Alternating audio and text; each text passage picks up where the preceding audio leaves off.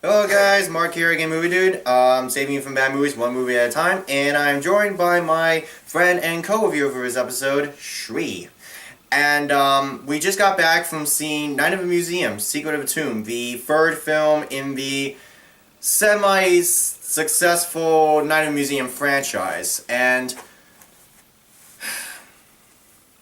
yeah, it was not very good. The plot is that a new planetarium is opening up in the museum, and Wary and the rest of his exhibits, including Teddy Roosevelt, Sacagawea, and Attila the Hun, are trying to make a good impression, but every single one of them go haywire. The reason is that the tablet that keeps the exhibits alive at night is corroding, and the more it's corroded, the less magic the exhibits have left, and if it gets corroded all the way, then they're basically dead. So it's up to Larry and his friends to make sure they get the tablet fixed before they go silent permanently. The movies are okay. The Night of the Museum, Secret of the Tomb was okay. I liked it. There's a lot of iffy things about the movie. But the gags are fine. The first and second movie were hilarious. The gags were awesome. Yeah, but I actually liked the first movie. I thought first movie's pretty good. The second one was also good too. Pretty good gags. But the third one, okay movie. The second one had its issues, and I mean, it wasn't a bad movie at all. What was the second but movie called, by the way? Battle Smithsonian. Oh, that was okay. Battle Smithsonian was okay, but it wasn't really anything memorable. Secret of a Tomb is the polar opposite of it, where even though the first film was semi-funny, the second one had a few gags that worked. In this one, there are only about, I think, 2 jokes that were even remotely funny. All the humor in this one did not work. It was not funny, and it certainly wasn't pleasing to me. I hardly ever laughed at all. The jokes were fine.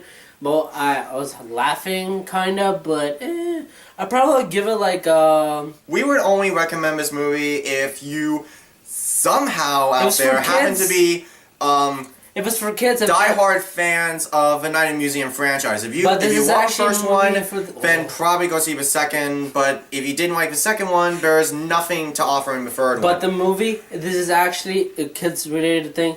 Kids will like it if they want to see it. Go right ahead. Before anybody asks, "Oh, when are you going to talk about him? When are you going to talk about him?" Let's talk about him. This is the final film of Robin Williams. Now, I didn't want to see the movie because of that, and also because it's the last movie of Mickey Rooney, which, if those of you probably know, I was really sad about that. But at least the good news as far as Mickey Rooney, so he only has 2 lines, so that's just sad.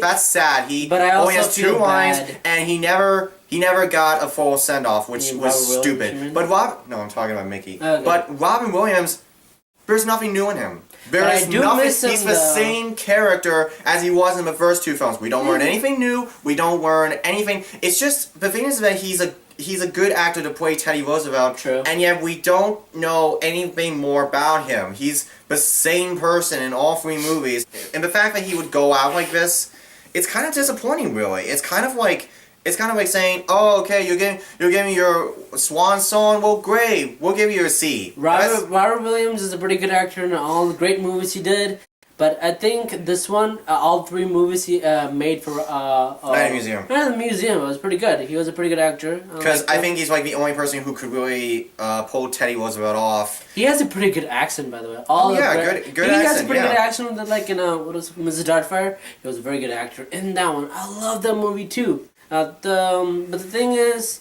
all the great actors in this movie, they did a pretty good job. Ben Stiller, Robin, of course. You also have Dick Van Dyke, who was in the first film, making a cameo appearance, the same as Mickey, but he's kind of watered down. He only has maybe 5 lines in the movie, and the only reason why he even makes a cameo is because there's a backstory early in the film about how the tablet of Tutankhamun, whatever it's called, Tutankhamun, was discovered. He was the child from the expedition back in 1938. They're hyping this movie as the final one, I'm gonna be honest with you, it deserves its final title because the humor was getting old. Well, we have new characters to introduce.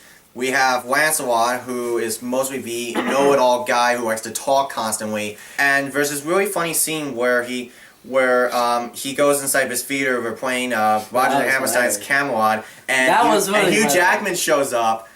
As Hugh King Jackman Arthur, was and it pretty was good. that part was I think was clever because Yeah. nice interesting cameo and all that. That was But kind it of felt cool. like They it felt actually, like that was just kind like of cool. They actually added Hugh Jackman in there, like they're playing like he's playing King Arthur Yeah, and yeah. Lancelot's like get it Lancelot Camelot That was interesting. funny tie-in. I liked it. But as far as goes like all the other new characters, there's not very many new ones. The gags got kind of old after that, but it was still okay. My problem with the iffy. humor is that in the first one, the humor was like sort of like cute, sort of because Cute.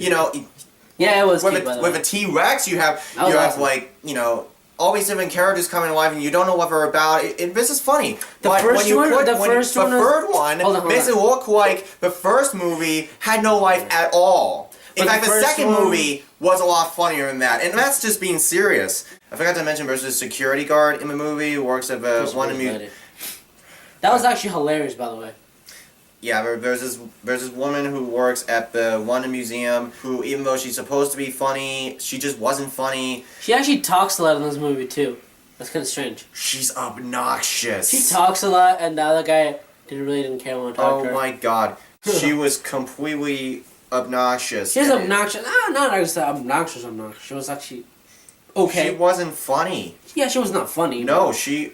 she was okay. Not one bit of her dialogue was funny. Ricky Gervais has no funny lines whatsoever. Also, I should point out right now that there's this, Ben Stiller's son is all grown up and all that, and he's like a party animal, sort of, but, Ben Stiller is like, oh, I care for my son, but my problem with that is that your son barely has any character at all. The son has little to no character outside of just, being like Ben Stiller's partner throughout the whole thing. When they guide to go to Egypt or something, you'll see is family members only father Yeah, and mother. the dad's played by Ben Kingsley, There are and Ben only the Kingsley t- actually did pretty good. I They're was actually surprised two brand because new characters. So I loved him in two Gandhi, and I think anytime he plays a leader, it seems like it's gold. Even if a movie is like really bad, he did a pretty good job in this. He was good. The Pharaoh's mom was alright.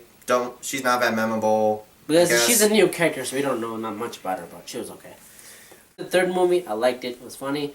But if you guys would want to see it, I definitely would recommend it. So go right ahead. I would avoid it altogether. Watch the second one or watch the. If you guys want to Watch avoid the, it, watch it's the first one just again a- because the first one's pretty good. Second First- one's okay. Third one, there's nothing new to offer. First and second, I like the most. They're awesome. The third one, I already told you. If 6 you are out of 10. if you are diehard Robin Williams fans, whatever, give it a shot. But I think you'd probably be more like, wait, that's a swan song? Oh, come on, they gave him this. So yeah, we were sitting in the theater, and all I kept thinking was, this is it. So final thoughts about Night at the Museum Secret Tomb. For me, I did not enjoy it at all. And it wasn't because of, the deaths and all that. It was just because I didn't find it funny. I didn't find it charming anymore. I It felt was like okay, it was alright. this is it, and 600 stars, by the way. If you guys definitely enjoy it, if you guys want to see it, I would definitely recommend it. If you're a fan of Night at the Museum, 1 and 2, if you're a fan of it, go right ahead and see the third one.